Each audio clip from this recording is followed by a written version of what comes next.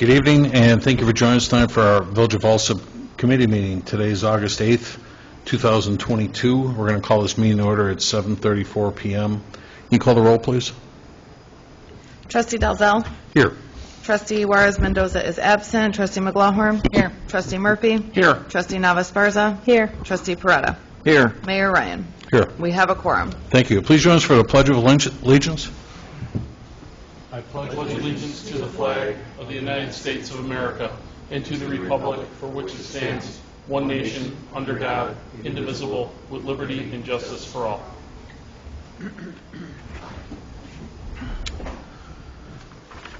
Okay. So we had a bid opening first, clerk? That's what's on here. Is there a bid opening tonight? That's an old...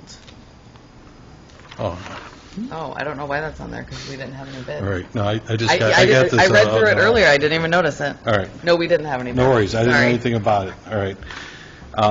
Officers' reports. I'm going to hold off on mine. I'm getting some notes are being dropped off here, so I'll follow back up by the end of the meeting.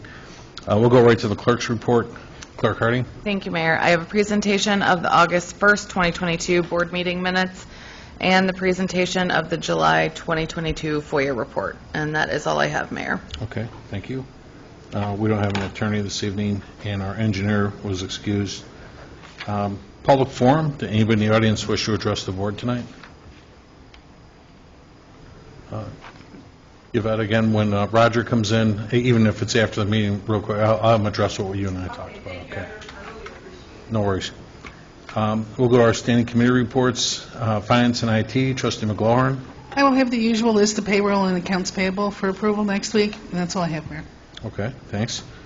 Thank you. We'll go to the fire committee report. Trustee Murphy. I have a presentation to amend Chapter 9, Article 1, Section 9-4, adding F, as in Frank, any subscriber to the Keltron system who fails 2 congruent billing cycles behind in payment shall be issued a municipal violation citation.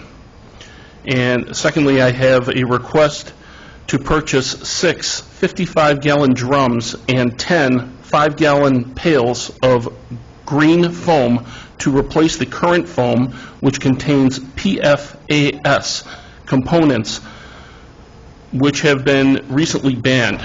No cost to exceed $15,000. This has been budgeted for. Chief, did you want to discuss that for a second? Yeah, actually, both of them, if that's all right, Trustee. So, back in 2017, we had an ordinance in place that had that language about 2 billing cycles. We updated the language in 2019, and somehow we missed it, we omitted it. We're not really sure how. And then Danielle called it with one of our Caltron subscribers a couple months ago, and she brought it to my attention. So I'm looking forward just bringing it back in the ordinance. So it's our teeth. If they miss 2 payments, we can issue them a MV ticket to bring them into court to get caught up on our payments. So we do have a thing in place right now that if they miss 3, we give them 30 days to change companies. So we're just not dealing with it anymore, so we don't run into what we had with past payments or behind in payments or whatever. So program's been working really good. We would just want to add that teeth back into it as well. Any questions on the ordinance? Yes, please. It doesn't make sense to me. We presently have a debt instrument. We send them an invoice, and they don't comply with the invoice. So after the 2 cycles go by, now we're going to write a citation, which is yet another debt instrument. Make them come to a hearing, and then we already know that they are liable for that violation. Otherwise, we wouldn't have wrote that citation. And ultimately, we're going to go off to collections anyhow. So all we're going to do is we're going to now issue a citation. We're going to have an officer come to court. We're going to pay that person hours or overtime or whatever in order to be there, and that time we're not going to get back. All we're doing is compounding a debt instrument, and procedurally, I don't know why we just either couldn't write the MV. Most of these systems are to businesses in the community, and the mayor, he can sit there and he can hold a show cause hearing against their business license. So we've got some other avenues. I don't know why we would compound this thing to write yet another debt instrument. Right. Since we overhauled this program, 2019, whatever it was, we've had very few issues compared to what we had in the past. The couple that we actually did write was rectified, and they took care of it right away. The couple that we haven't, we just move on and tell them they got to get a new alarm company, and we make arrangements for us to pull the Caltron out, and they have to have the new service in prior to that as well. So it is one more layer of teeth, as you will. We do have, every month, we have one of my fire inspectors come here for housing court anyway, because all the other tickets we write, so it's 10 minutes worth. I mean, I don't know what it's worth labor-wise or whatever, but it's just one more level that we have, and it's been very effective in the past. It's a last-ditch effort, if you will. Yeah. I mean, I don't see why we couldn't just write the MV now. No, You've got the ordinance, and it's a debt owing Okay. to the municipality. And that's why, I mean, if I think we got to get clarification from the attorney to see if we can do that. I don't know. I'm not the attorney. Right. I could check with him, and if that sounds feasible, then I'll pull it all together. Right. But again, I think the end result is that in order to force the issue, the mayor certainly has the authority to do the show cause hearing against their business license. Okay. Yeah, I don't think we've exercised that with any of the Caltron stuff yet since ever. So, I would agree with the trustee. And unfortunately, Chief, you and I, we didn't have a discussion on this prior, so I appreciate what Trustee Alzell just brought up. And I'm just making myself some notes on this as well, too. I completely agree. Rather than going through too many steps, after you're missing 2 violations, let's issue the MV ticket. And more importantly, I think, like anything else, is just having the office give the people a call and find out what the status is on that. right, and we do, and sometimes it's the corporations that's the holdup, and it takes us a while, and we're okay with that. We have a few properties in town that have been problem children for a while. One constant more than anybody else, and we've had the discussion before about that property. When we changed the ordinance several years ago where they have the option of going Caltron or not, we lost roughly 87 clients, if you will. We've picked up almost just as many in the same amount of time, so they have a choice. We believe that we are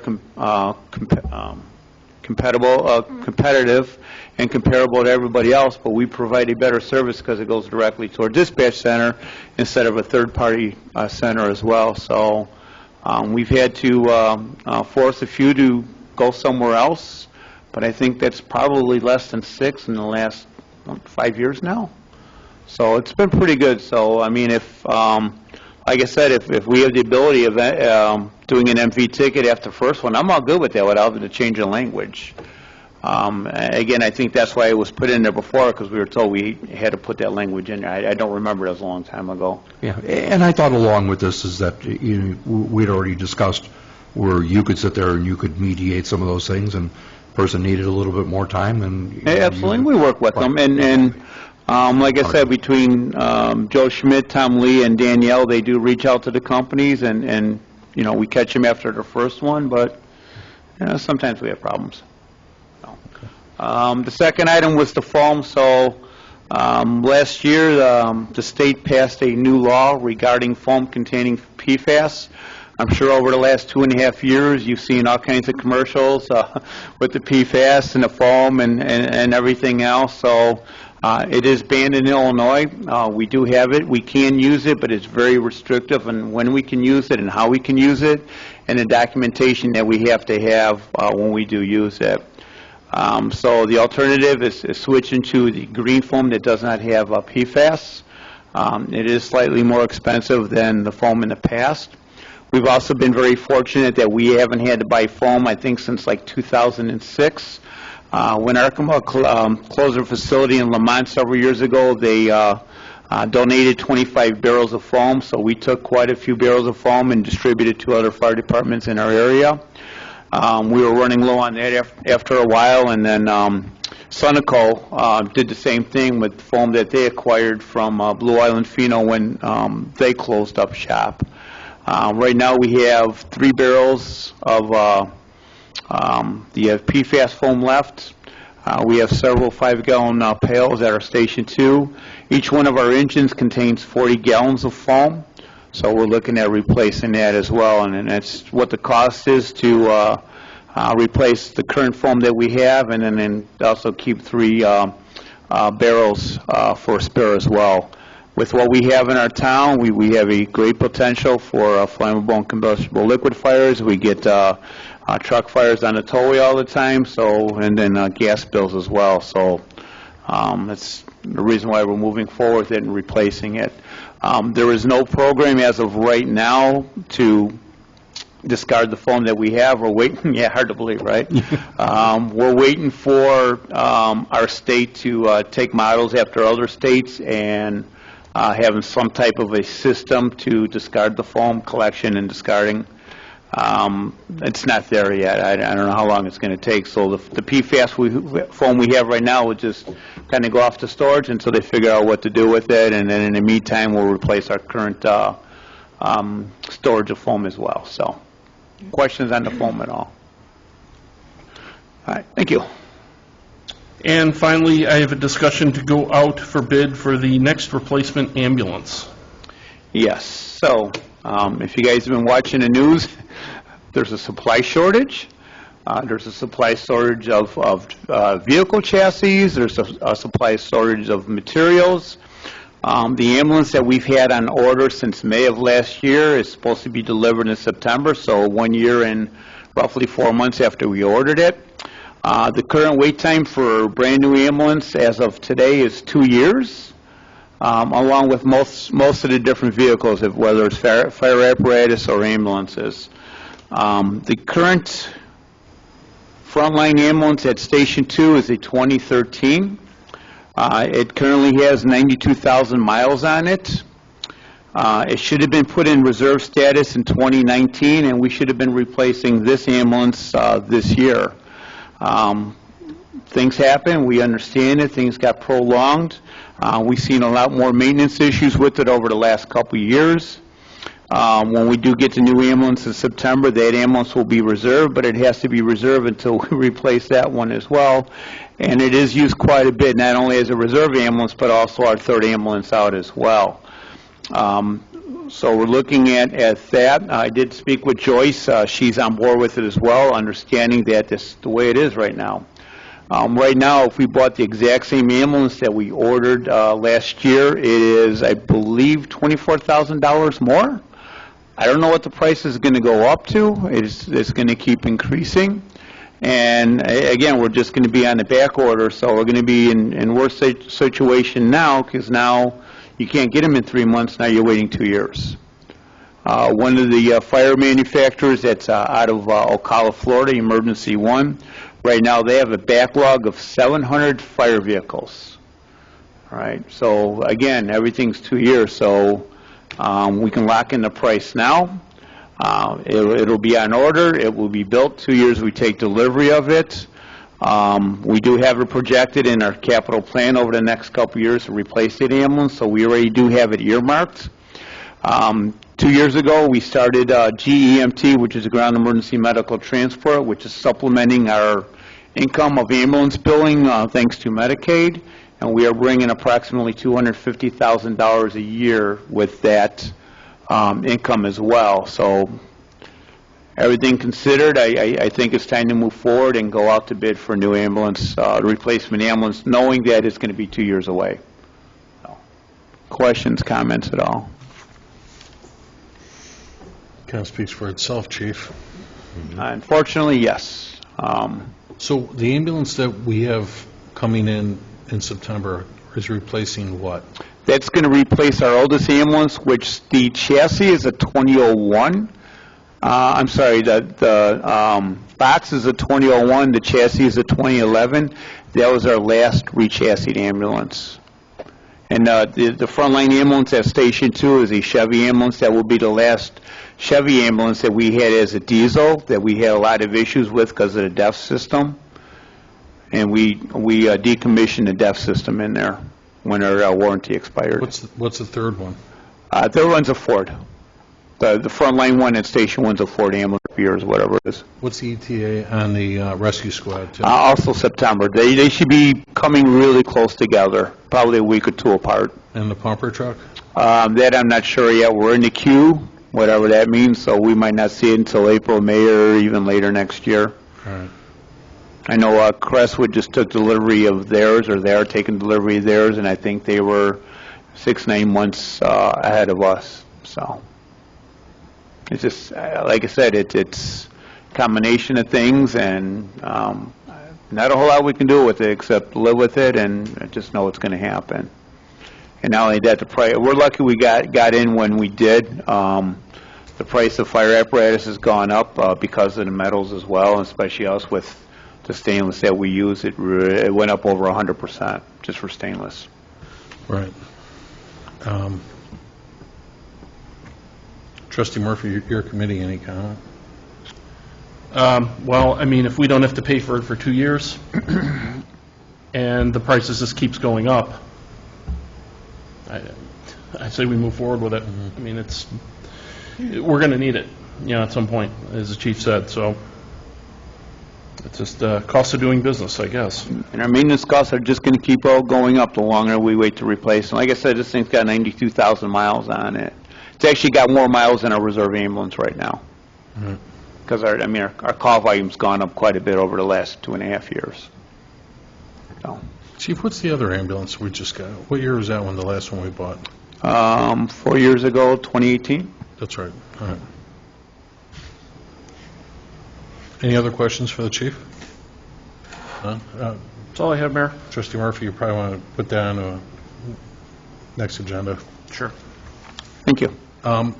Real quick, I just wanted to take a quick pause. Roger Early, could you please speak with Yvette, please, out in the hall? She had an issue about the garbage corrals, and just wanted to get her, help her out with that. And please, give me just 2 seconds. Let me grab something off my desk.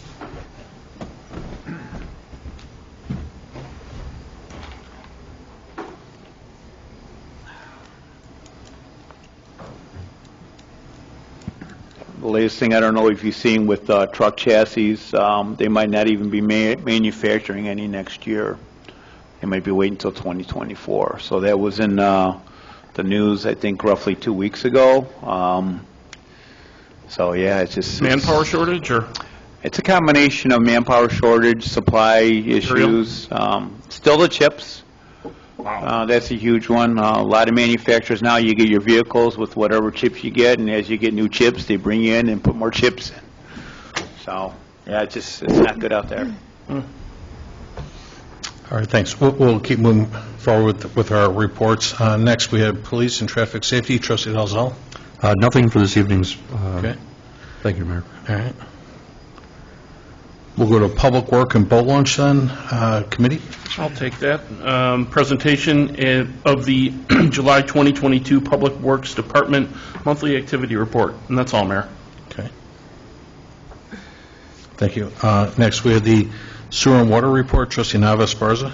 Thank you. I have a request for approval of an agreement with Robinson Engineering for design and construction engineering services related to the replacement of water main at various locations. That's all I have.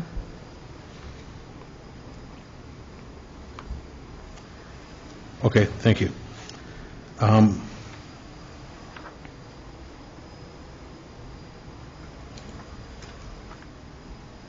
Was there a price? Did they offer any kind of cost on it? $120,550. Oh, there you go.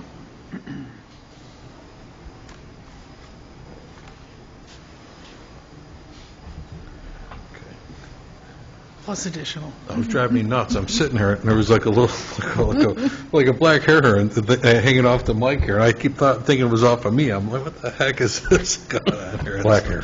Huh? Black hair. Yes. Anyway, thank you. Next, the Building and Health, Trustee Beretta. Thank you, Mayor Ryan. I have a presentation of the July 2022 Building Department Monthly Activity Report, and that's all I have, Mayor. Thank you. Then we'll go to Human Resource and Insurance, Trustee Murphy. Yes, I have something, but I'm having trouble pulling it up. The Village of Alsip would like to welcome its new Human Resources Manager, who started today, Tony Fasano. And if you have any questions for Tony, he can be reached at extension 2320. And if you see him in the hallway, wish him congratulations and welcome. That's all I have, sir. Thank you. We'll go to our special committee reports, economic development, trustee Nava Esparza. Thank you, Mayor. I have a discussion regarding a feasibility study for potential multi-use walking path or sidewalk widening between Hamlin Avenue and Avers Avenue along 120th Street. And another option to explore is a multi-use walking path along 120th from Hamlin to Pulaski Road along 120th Street. So I know it's pretty wordy, but I'm pretty open to any alternative to provide residents, whether it be a multi-use path or just widening the sidewalk. And I do have a short PowerPoint presentation as well, just to highlight some key points.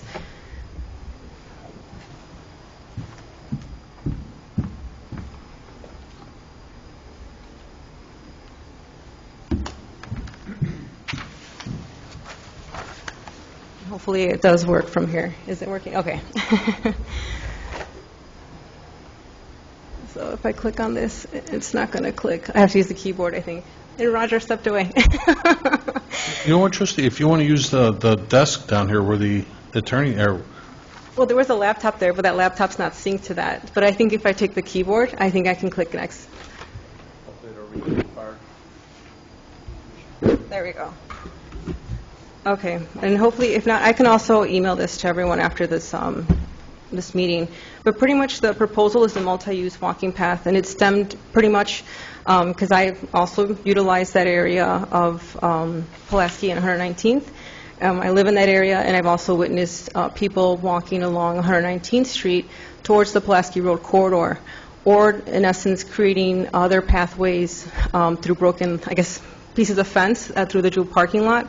And also it's pretty muddy there since there's just grass. So just people that might have strollers or use motorized scooters and so forth like that, they might have difficulty, one, using that along 119th because there's no existing sidewalks, and two, if they're using, I guess, having to cross through patches of grass, you know, they're dealing with if it rains, there's mud and so forth. So the problem that exists is that there are no sidewalk options along 119th Street east of Hamlin Avenue. Pedestrians and bicyclists walk or bike along 119th towards Pulaski Road, and there's limited designated crosswalks along 119th Street as well. So the costs are unknown at this time, which is why I would ask for support from the board for a feasibility study. Some of the current traffic conditions include the fact that 119th and Pulaski Road is a busy intersection. Average daily traffic counts on Pulaski Road are about 27,800 vehicles. ADT for 119th is 2,250, and I cited my source there, which is IDOT's website. Another issue is 119th Street is managed by Cook County, so we don't really have much of a say as to what gets built along that roadway. So I also included a visual here which highlights in pink where a sidewalk would have potentially be built, and again, it's exaggerated so that way everyone can see it. But if you, it's not. You might flip the keyboard up. If you see here, in pink, I just highlighted so you can see where a sidewalk would be placed potentially. Again, it's not to scale, but there's nothing that is built there currently. Below at the bottom, you see a proposed multi-use path. Again, it's not drawn to scale, and it's not drawn correctly where, you know, where it potentially be placed, but just again to highlight the fact that the roadway there between Hamlin and Avers along 120th is currently closed and could have the potential to be used as a pedestrian walkway since traffic does not travel through there.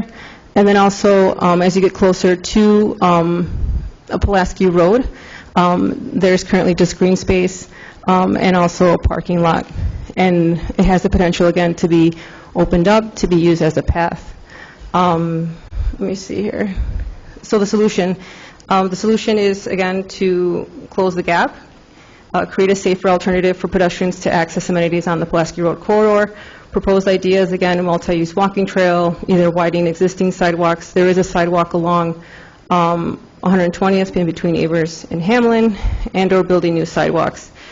Feasibility study, determine what is the best option to increase public safety and connectivity.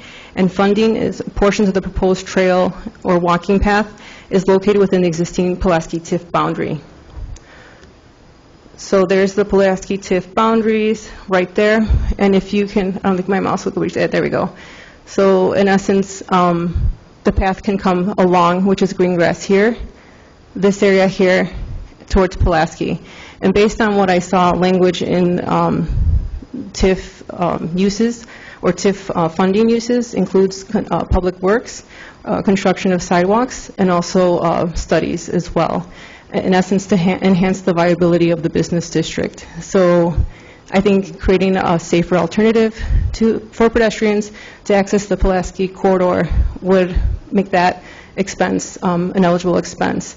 In regards to funding for the remaining portion of this, then the feasibility study can explore other funding opportunities, or if it comes out of the Village of Alsip's budget. So some of the alternatives that we can potentially consider as a board is scenario 1, complete a multi-use trail all at once. Scenario 2, just phase 1, which would be just build where the TIF eligible area exists. If we determine that it meets that eligibility criteria. And scenario 3 is phase 1.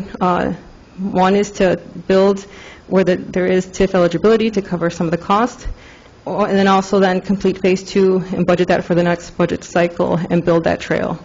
So I wanted to present some visuals and also some scenarios and maybe potential sources of funding. And hopefully the board would be open to, step 1 would be considering approving the expenditure for a feasibility study to provide our residents with a safer alternative. Instead of trying to walk along 119th Street, people do fly down that road pretty quickly. So my fear is just to avoid someone getting hit, but then also heritage apartments sit behind that as well, and I do see seniors walking during the day. It'd be nice for them to have a safer alternative if they choose to walk to, the store or other amenities on Pulaski. And any questions? Trustee, were you shooting for, they can't see this at home, but were you shooting for a bike path like this or a regulation sidewalk? I would be open to a trail. I think speaking with the engineer, he said a multi-use trail might make sense, especially since the existing road between Avers and Hamlin along 120th is just pretty much just a big green patch of open grass. So potentially utilizing that space for a trail like this, and then potentially the green grass that's along the fence, along the Jewel parking lot as well, leading it into the Pulaski corridor. So this is just a visual to highlight potentially what a path could look like. It doesn't have to be concrete, it could be asphalt, or other alternatives as well if cost is a factor. Right. I mean, this, I guess, how big is a path? How wide is that? That's where the feasibility study would have to come in, because I myself have not built transportation networks like bike paths and so forth like that. Okay. So whatever the recommendations would be. I don't have recommendations at this time. I know someone has mentioned like 33 feet wide, but I myself am open to any option. Yeah, this is much the same concept I'm trying to work with right now at 115th Street, where I've seen people walking in the street, and it's just absolutely dangerous. And there's a little more room to work over there and state property, but again, as you said, all I can do is advocate for this. I can't, we don't own this, as far as, like you said, 119th Street is a county road. But now 120th Street would be a different scenario. Correct. It's ours. I said, well, the undeveloped part of 120th is ours, but once you get up closer to Pulaski, that's private property. We could enter into conversations, I think, with the landowners to see if we could either get an easement or potentially have them donate it. Or I think part of the problem in that area, though, is that it's possibly water retention. that there was a street at one time. They used to Well, go over to Harding. the Where- further east side, yeah, but once No, you no, no, get from Pulaski to Harding used to be a street at one time. between Jewel. Yeah, they got tired of cutting through all the time, so when, I can't think of the one restaurant and bar that was in there, they, Alleys. before O'Malley's, the other one, Old American Pub, I think that's what was in there. That's when they put the guardrail across and start putting the grass across there. I think the commissioner had a comment. There is an existing easement along that location as well. Oh, okay, so there's an existing easement along so from when, The northern edge of the Jewel property. the northern edge of the Jewel property. Thank you. Do we have school walk routes for any of these areas? The safe routes to schools, we got that grant, but No, but I'm just saying is that if there's a benefit for the children walking in those different areas too, that might come to assist us with the funding. possibly near the Hamlin area. Correct, there's- Would be, because Pulaski wouldn't do you any good, nobody's coming from Pulaski, but as trustee Navas-Barza said, when you look at the distance from Avers to Hamlin, could be a conversation there. There, You got folks in that neighborhood, obviously, they need to feed to Hamlin in order to get to Hamlin school and stuff on too. there are children that live on my block that do attend Hamlin Elementary, and they do have to cross 120th, but the sidewalk is, in my opinion, too close to the existing properties or their property lines, and they have overgrowth of like trees and shrubs and stuff, so it's not really, I guess, a safe, not a safe place, but I guess they have to walk in the grass, is my point. And also, if someone's using a motorized scooter or a stroller, then they're also kind of pushed onto the grassy area as well, off the sidewalk. And there isn't someone there that does have a dog, and then if you're afraid of dogs, you don't want to cross, it's really close to their fence as well. So kind of just moving or shifting the sidewalk or creating a separate walking path that can also have maybe some lighting, whether it's LED or solar or something like that, to kind of make it a safer path as well. And for the children, too, to cross. So it's been a very dark area over there. Yes. Is there a sidewalk there now? Yes, there is, but it really abuts the two properties, their property lines, and then they do have trees or, bushes and stuff. Yeah. That if it does not cut, it does overgrow onto the sidewalk. The sidewalk's all the way up to their property, so, and it's, Maybe their I don't think property, it's a full their fence 3 probably width. goes all the way up Yeah, to I don't the think it's a Roger, full we're 3 talking foot about width over there. 120th and Hamlin going westbound. There is not a 3-foot width, it like literally Yeah, touches it. it's narrow. And that was a hodgepodge because we used to cross Jewel and there used to be just pieces of plywood. I grew up over there, so I watched the whole thing over there. So, yeah, it's not a full width sidewalk over there. They removed the plywood to cross, it's now Yeah. just dirt, and it gets muddy, because I walk there with my children, too. So, Roger, I know you were busy with Miss Yvette. The trustee Navas-Barza is asking about a feasibility study to consider putting in a sidewalk going from Hamlin to Pulaski down 120th Street. So, is that a regulation sidewalk there right now? I believe it is 5 foot wide right now. It is on the north side of the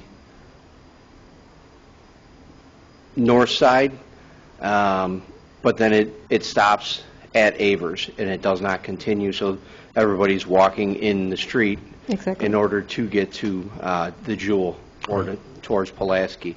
But what I would recommend is we hold off until there is a pending planning and zoning case, which I believe is going to be heard on the 31st of August. There is a development that is looking to develop something there on that land right now. I would probably put the onus on them or ask them at planning and zoning, or at least up to their property line. Because that would probably be required. It is going to be required, but we're also going to ask for a little bit further at planning and zoning. I would support, I would be more in favor of a multi-use path, but since the road is currently closed. And then we did have a previous developer that had plans of building something and nothing ever came of it. So my fear is that if we do wait and let's say they can't move forward with their plans, I feel like we missed an opportunity ourselves to be proactive. And that's why I know you missed the presentation, I did provide alternatives that either we complete an entire multi-use trail all at once, or we just focus on where we do have the current easement, more on the Pulaski-TIF side, to see if the Pulaski-TIF dollars can be used to offset some of that cost to create that trail, if there is an existing easement already. I'd be more than happy to look into it. I know that Mikey and I can look at it together and Okay. see what we can come up with. I'll give you the PowerPoint too. I know you walked in towards the end. Sorry about that. No, it's okay. And I understand, and I appreciate your recommendations, but my fear is that if the developer, says they're going to develop and then they don't, then we kind of missed an opportunity on our end to be a little proactive.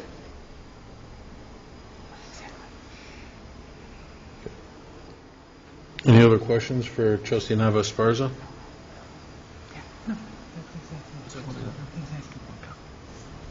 No? Thank you. I guess not right now. Okay, Okay. thanks, thank you. We okay? Okay, good. I was telling her, basically with those garbage corrals, it's 1 year from the date you meet with those folks, and that's when we're looking for compliance then. Okay. How's that going anyway, Raj? Okay. It's gone very well as of late because we sent out a second reminder with the annual inspections and definitely gotten a lot more movement as of late. I've seen a few going up. Have we started them at the Heritage yet, too? I have not. Okay. We should, I'd like to concentrate on that. We should always make the first formidable step, Conversation with Ken tomorrow morning. Thanks, Raj. Next, we'll go to Village Properties, Trustee McGlowan. No report this evening, Mayor. Okay. I saw your note go back, Trustee McGlowan, and I liked all your ideas, looking for more updated information and stuff like that. That looked great. Just basic communication. So That's all, yeah. But, again, our new property manager, or not property manager, but property management company, firm, put together another newsletter, brief one, but it looked good. It was I something really to liked talk it. about what's going on and stuff here, too, so. The pictures of the fresh painting were really nice. Yeah. Hey, Raj, how is the paint? How much, are they done yet? They were completed probably about 2.5 weeks ago. Really? They did a really nice job. Good. Got in and got out as fast. They did a really nice job. I went by a couple of times, I saw them all working there with I saw the scaffold obviously right in the front hall, but they were all going to town. They had a pretty good-sized crew working out there, too, so, good. Next, we have ordinance legislation, Trustee Peretta. Thank you, Mayor Ryan. This evening, it's not on the agenda, but I got a memo across my desk today. The village has received a request from the Allen B. Shepherd Athletic Booster Club to place ground signs for their upcoming fall craft show. The show will take place on December 3rd. The signs will be placed out a week before the show and will be removed the day after. I would like to see this put on next week's agenda to push this along, and so we can vote on this. And that's all I have, Mayor. All right, thank you. I want to do my report here, too, real quick. So a few things coming up.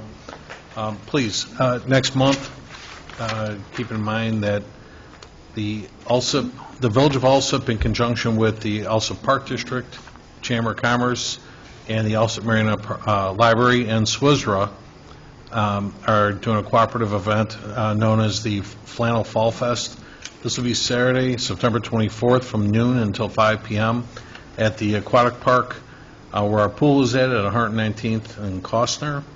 There's going to be live bands, craft fair, lumberjack show, hay rides, a beer tent, bingo tent, food trucks, petting zoo, family entertainment, and more. So please join us. This is a free event to the community, and please come out and join us for that event at Flannel Fall Fest. Also, I had on your agendas this evening was the wanted to ask. I had discussion and presentation regarding Civic Serve software for economic development, and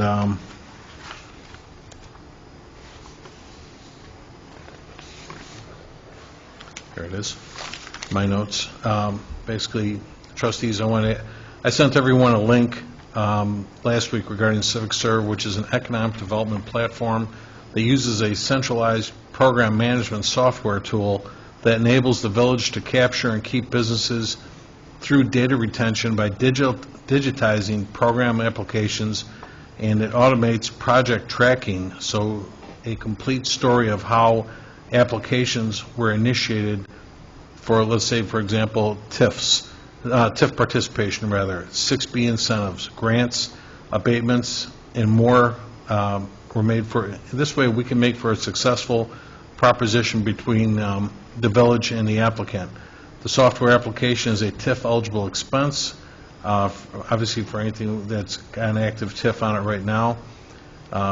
As the presentation mentioned, this starts with the applicant portal, where developers, businesses, or residents go to the portal to review an available incentive program and provide applicable documentation.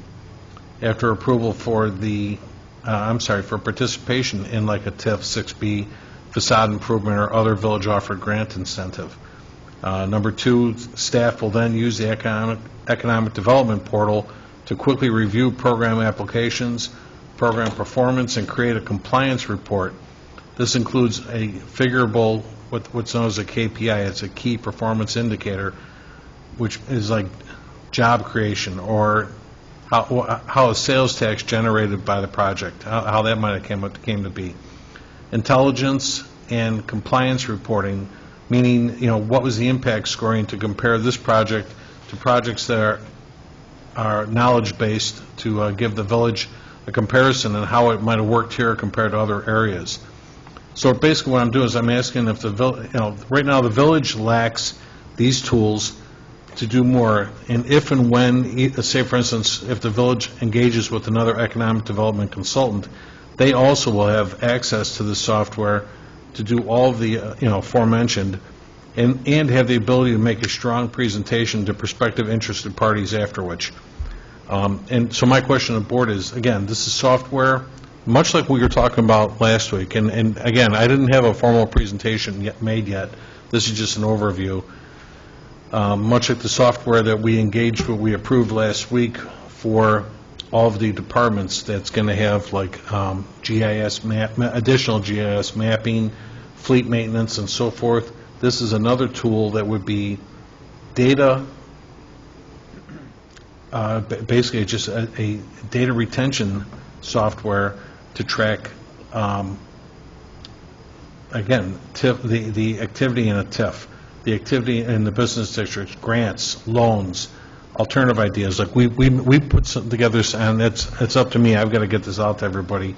We just approved that latest budget, where we may make funding available at a matched number, similar how we do TIFs and so forth, to businesses and possibly the general public. In other words, I'm asking, would the board be interested in having a formal presentation made by Civic Serve, and certainly I can arrange, like at our next committee meeting next month, if you folks want to hear that. So again, just to simplify everything I just said, is just, are you interested in some software to help with all this tracking that we do through economic development? Do you have, Right now, we don't have anything like that. you got an approximate cost? I do not, and that's why I didn't. Approximate quantity? You know what, he did, and I apologize too, trustee, he did give me an approximate. I'm sorry, I didn't have it with us. I can email that back to you folks.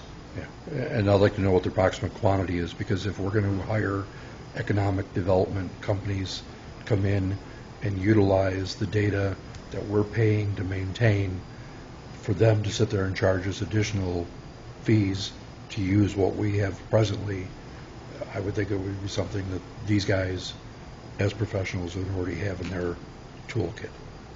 Could be, and this just tells our story on what we did, but I agree with what you're saying. I mean, we're certainly not going to have somebody charge us to use our stuff. And I don't know what the volume is that we would have as far as those that would be making the requests for the TIF grants or for the 6Bs. I mean, in my own mind, we haven't had that large number in the past several years. I would agree, but like right now, if you were to ask for a history on a TIF, it'd be a very short story because there's just nothing there that's really capturing that story right now, and that's why I'm looking at that right now, you too. We can tell you where the TIF was at. We can tell you the results of what might have happened by giving out that TIF. Let's say we brought in, the Firewater or whoever, Taco Burrito King and so forth. But, or even the fact a lot of people don't know, but we do, we're here to witness it, that when, a few years back, when we had the Manheims here, it took them a little bit to get things flying, but they did a nice job with getting more businesses to redo their facades and HVACs, parking lots, you name it. We saw, I think it was like a 6%, I think it was like a 6% increase in our retail sales tax that came back, and we saw a significant growth in revenues that came back to us. Yeah. So, but again, we don't have it like that, like really hard documented, and I guess that's where I'm going for here then too, is to say, here's our story, here's how it can work for you, and this is why you want to be in our town.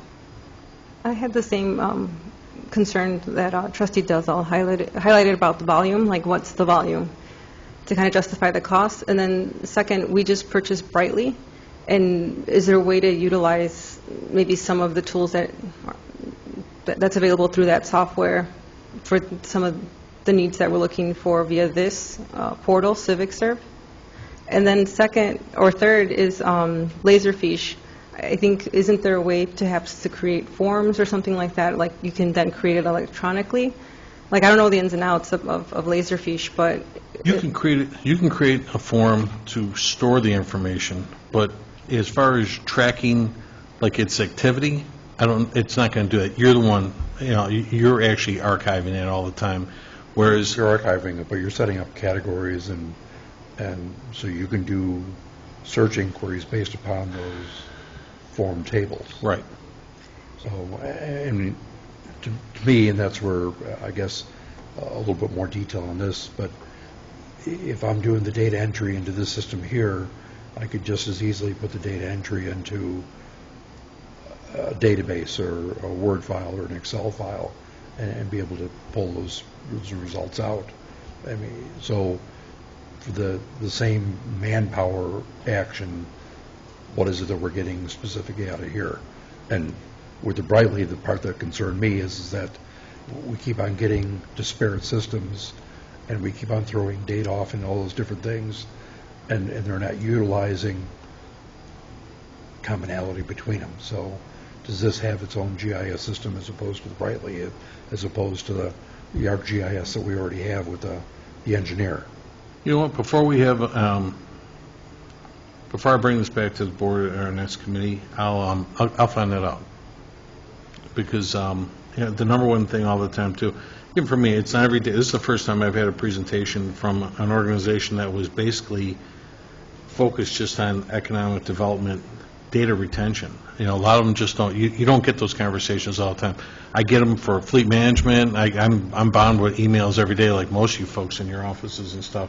But this is the first one that came to me just based on grant data retention. And there's a lot of stuff too. I was like, when we were having this conversation a week ago, there's other things, what they call them porch grants and things like that, where you can make things available to the general public and with a matching cost and those kind of things too. And I'd love to look at those kind of things. And as you said, Trustee, a lot of it we're going to archive ourselves, but at the same time, there's a formidable program that would kind of look at this too. Let me find out a little more of the intricate stuff. I just want to introduce this to everybody because this is new to me too. Well, the other concern I have is that if we do have the data, then how are we going to utilize it? Just like we have like a comprehensive plan or Pulaski Road plan as well. And what I had proposed was, bringing that community development director role or community manager role to have someone that would be able to work alongside the other department heads to try to find, and with the trustee, with the boards, board members, to try to execute and bring some of those proposed ideas into reality. And we have hired consultants in the past, and just like with Next Site as an example, I did ask for an update, and it was a phone call, and I would have appreciated like a summary of like their efforts and so forth like that. So I think consultants are good to use as a tool, maybe project-based, but I think for ongoing economic or community development efforts, you do need a key staff person that has the background to help engage with businesses and also generate reports and so forth. But I don't think I would be in favor of this software. I think we're missing a component, which is a economic development professional. We had a lot of success with the economic development consultants that we had in the past. Like I said, it took them a little bit to get off the ground, but I thought they did a nice job after they got going. Right now, we're blessed to still have the interest that we do in our community with development and so forth, and we're on a good path for that right now. You've got even more meetings. How many planning and zoning hearings do we have coming up? Just the one, or we got a couple? Yeah, 3 more coming up with new development. So. No, I understand that efforts have been made, but I just also hear the resident side where, they don't want any more gas stations and so forth. So I think there's more opportunities for us as a village to explore, especially given our location and proximity to the city of Chicago, as to how are we leveraging our own resources to recruit businesses that the residents, I'm not saying we're going to bring a Nordstrom or Kohl's and so forth, but I think residents have also been vocal about what they no longer want. I'm stuck at, I would take a big parking lot any day of the week. I think that's the biggest thing I'm stuck with in a commercial district. Give me a parking lot. Give me something that's, like when you pull up on a Food for Less, gosh, I would give anything to get more of that and stuff yet too, is a parking lot like that and stuff yet too. It just, unfortunately, we're working with how things were designed back when, and we're kind of like gridlocked. That was the whole purpose of bundling those properties down Pulaski, just to give us a little bit more room to work with and stuff yet too. But I agree with you. If we have more property, we can do more with it. But I think sometimes the expectations are beyond what the property is actually available and stuff yet too. No, I understand. And there's other municipalities that are trying to be in revitalization or redevelopment phase, and they are planning for the next wave of opportunity, but they do have a planner or a village planner on staff to try to help move those efforts forward. So I have been in conversation with other municipalities as well, and why they feel like having a planning person is somewhat of an asset to the community, especially if they're landlocked. But, I mean, that's just my opinion, and hopefully I can convince the board in the future to consider a position like that. All right. What was the other thing I had here? Just that, and